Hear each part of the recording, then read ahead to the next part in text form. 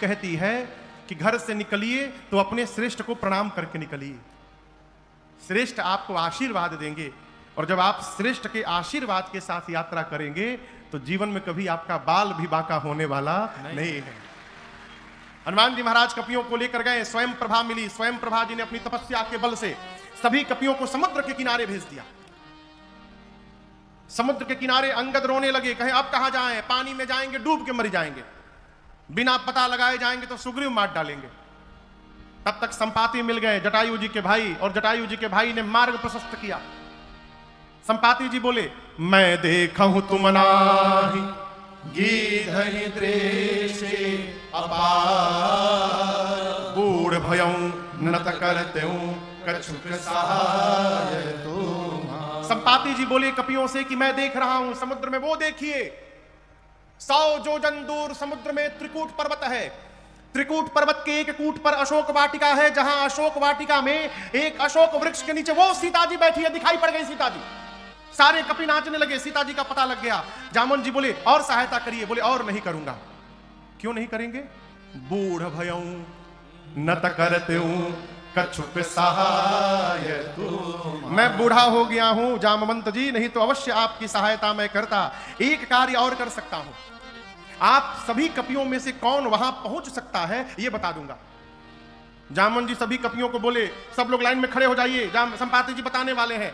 संपाति जी बोले लाइन में न लगवाइए, ऐसे ही बता देता हूं, कौन जाएगा? संपाति जी बोले जो ना गए सत जो जन सागर, करई सुराम काज मतिया। आप में से जो भी कपि एक छलांग लगाकर 100 योजन की दूरी तय कर सकता है। कितना दूरी? 100 योजन। जोर से कहिए। एक योजन मतलब 12 किलोमीटर। एक योजन माने 12 किलोमीटर। एक कोस में कितना किलोमीटर होला? 3 किलोमीटर। 3 एक योजन में 4 कोस होते हैं, तो कुल कितना किलोमीटर हो गया? 12 किलोमीटर। और 100 योजन में 1200 किलोमीटर। अब हम लोग कहीं बैठे हैं खैरा भूदर विक्रमगंज में।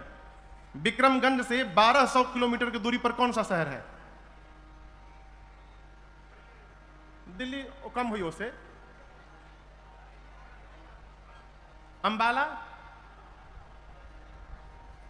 अंबाला होगा। मान लीजिए, मानने में कहा जाता, मान लीजिए अंबाला कि इंची टेप लेके ना पता है महाराज आप गलत बोल दिए। संपाति जी बोले कि विक्रमगंज से छलांग लगावे, अंबाला में जाके उतरे। इतनी लंबी जो छलांग लगा सकता है 100 योजन की, वही राम जी का कार्य करेगा। संपाति जी बोल के चले गए।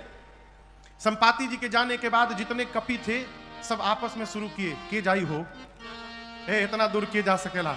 एक कपि ने कहा हम तो एक बार 20 योजन मार दिए थे छलांग।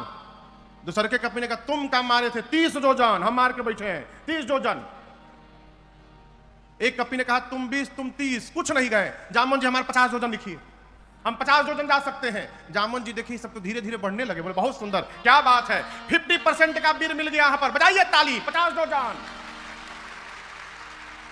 जब 50 योजन के नाम पर ताली बजा तब एक कपि को और जोश आया, बोले हमारे 70 योजन लिखिए, हम 70 योजन चले जाएंगे, और जोर से बजाइए ताली। 70 योजन। है कोई वीर और 70 योजन के आगे जाने वाला? एक कपि पूरा हिम्मत बांध रहा है। जामन बोले जल्दी बोलो कितना? 80 लिखी कि 85? 90 योजन, 90 योजन चला जाऊंगा। जामन जी बोले बस पहुंचने वाले हो, बहुत सुंदर। 90 योजन, एक बार और हिम्मत बढ़िए, 100 पूरा हो जाई। कौन जाएगा 90 योजन के आगे? 90 योजन 1, 90 योजन 2, 90 योजन 2.5। अरे रुकिए ना 1 मिनट, हम चल जाए। 2 मिनट कहां चल जाए? 90 अलग तैयार, हम चल जाए। जामन जी बोले कहां चल जाए? 99 योजन भी जाइएगा तो पानी में डूब जाइएगा, 90 योजन कहां जाइएगा? आप लोग को शर्म नहीं आती अपने आप को युवा कहने में? मैं बूढ़ा हो गया, शरीर में बल नहीं है पहले के समान। मेरी जवानी थी, उस समय भगवान बलि को बांधने के लिए त्रिविक्रम रूप धारण किए थे। उस शरीर की मैंने 2 घड़ी में 7 परिक्रमा मारी थी। बलि बाधत प्रभु बाढ़े सो तन बरन न जाए, उभय घड़ी महदीनी सात प्रदक्षिण धाय। दौड़कर 7 परिक्रमा मैंने की थी। उस समय मेरी युवा अवस्था थी, मैं बूढ़ा हो गया हूं, नहीं तो बताता 100 योजन किसको कहा जाता है। जब जवानी को ललकारा ना जामवंत जी ने, अंगद जी बोले कि देखिए हम जा तो सकते हैं लेकिन रिटर्न की गारंटी नहीं है मेरी, वापसी की गारंटी नहीं है कि हम आइयो पाएम कि ना आ पाएम होने से। जामन जी मने मन सोचे जब आके जाके आ ही नहीं पाओगे तो बीच में लबर लबर काहे बोल रहे हो। अरे जाना नहीं है, जाके वापस भी आना है। निज निज बल सब काहू राखा, पार जाए कर संशय राखा। अपना अपना बल तो सब बताए, हम तो एक बार ये किए थे, एक बार वो किए थे, ऐसा कर दिए थे, पलट दिए थे, उलाट दिए थे, लेकिन ये थोड़ा टफ है। हाँ, इसमें थोड़ा मुश्किल लग रहा है। इस प्रकार सारे बानर अपन अपन बल तो बात है, लेकिन जब बात आवे पार जाए के, आमी पारबो ना दादा। हाँ। सब हमारे गांव में एक बाबा थे तो सरेंडर नहीं बोलते थे, सब सिलेंडर हो गए। सरेंडर को वो सिलेंडर कहते थे। सारे कपी कहले अब हमसे नहीं हो पाएगा, हम नहीं जा पाएंगे। अच्छा आप बताइए जाना किसको है? जाना है हनुमान जी को। जिसको जाना है वो मौन बैठा है, वो कुछ नहीं बोल रहे हैं। और जिसको जिसको नहीं जाना है सब अपन अपन नाम लिखवाए पड़े हैं। 50 योजन 70 योजन 90 योजन, एकदम आज वाली स्थिति है। जिसको कोई काम नहीं करना होता है वो एक काम करता है। मालूम है कौन सा काम? घर के शादी ब्याह में, प्रोग्राम में जो आदमी कोई काम नहीं करता वो कौन सा काम करता है पता है? हल्ला करने का। वो खाली चिल्लाता है बिना मतलब के, पानी कहाँ बा, पानी, सब्जी ये बना लेना, आज बताओ भोर हो गई। अपने कुछ नहीं करना है। जिसको कुछ नहीं करना है सब चिल्लाते हैं, करने वाला चुपचाप काम करते रहता है। जाना है हनुमान जी को, वो मौन बैठे हैं। और जिसको नहीं जाना है सब अपन अपन बल बताए पड़े हैं। अपन विजिटिंग कार्ड ले घूम रहे हैं, हम 20 योजन वाला है, 30 योजन वाला है, 50 योजन वाला। जामन जी बोले अच्छा ये बताइए बजरंग बली कहाँ बैठे हैं? बोले एनिए तो थे, न जाने कहीं बैठे होंगे झाड़ी ओड़ी में इधर उधर।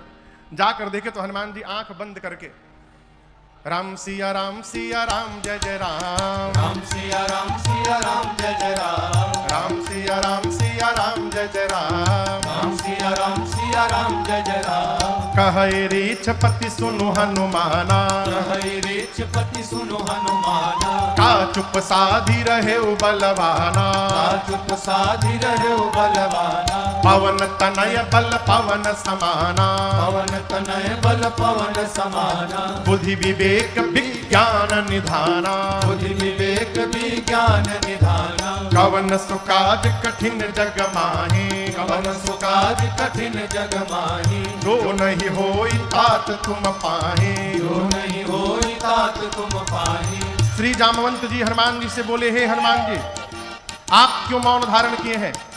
कहिए आप जाएंगे ना उस पार। आप पवन पुत्र हैं, पवन देव के समान आपका बल है और वेग है। संसार का ऐसा कौन सा कार्य है जो आपके लिए संभव है आप नहीं कर सकते हैं? आप जाएंगे ना?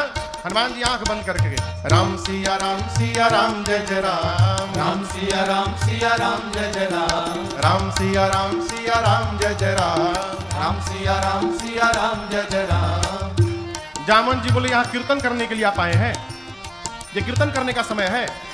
आपका अवतार क्यों हुआ है आपको कुछ याद है? हनुमान जी बोले कुछ याद नहीं है।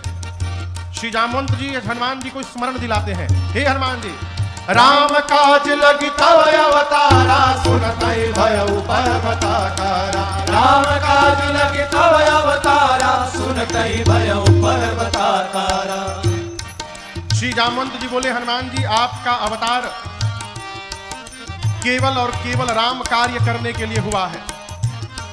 श्री हनुमान जी सुने कि राम काज लगी मम अवतारा, मेरा अवतार राम कार्य के लिए हुआ है और उसी राम कार्य के लिए मुझे बुलाया जा रहा है। गोस्वामी जी कहते हैं सुनता ही भयउ पर्वताकारा। हनुमान जी महाराज विशाल पर्वत का आकार धारण कर लिए, शरीर बढ़ाने लगे, इतना विशाल रूप धारण कर लिए, सारे कपि ऐसे देखने लगे। हनुमान जी महाराज सिंह की आवाज में दहाड़ने लगे। बोले जामवंत जी आपने कहा कोई समुद्र पार नहीं कर पाया, मेरी सुनिए मैं पार नहीं करूंगा। खेल खेल में समुद्र को लांघ जाऊंगा रावण को पकड़ के मसल के मार दूंगा। नहीं तो कहिए रावण को उसकी सेना के साथ पकड़कर